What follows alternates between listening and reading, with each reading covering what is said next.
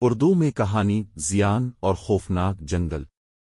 زیان کا جادوئی گھر عام گھر نہیں تھا، یہ خود چل سکتا تھا۔ ایک رات جب زیان سو رہا تھا، گھر ہلنے لگا اور خود ہی چل پڑا۔ جب زیان کی آنکھ کھلی، وہ حیران رہ گیا۔ یہ میں کہاں آ گیا؟ وہ سرگوشی میں بولا۔ گھر ایک اندھیرے جنگل میں رک چکا تھا۔ اونچے درختوں کی شاخیں پکڑنے والے ہاتھوں کی طرح لگ رہی تھیں۔ اچانک گھر چرچرا کر ہلنے لگا۔ دروازہ خود کھل گیا۔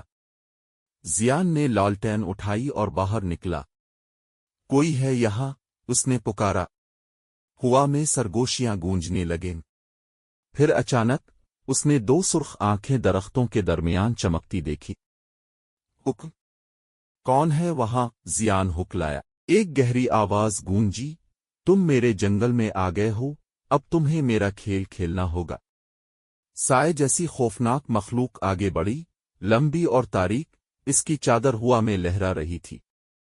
زیان کا دل تیزی سے دھڑکنے لگا۔ کیا کھیل؟ وہ مخلوق زمین پر ایک پرانا لکڑی کا صندوق رکھتی ہے۔ اس صندوق میں قید سے نکلنے کی چابی ہے، مگر ہوشیار رہو، ہر چیز وہ نہیں ہوتی جو نظر آتی ہے۔ زیان نے آہستہ سے صندوق کھولا۔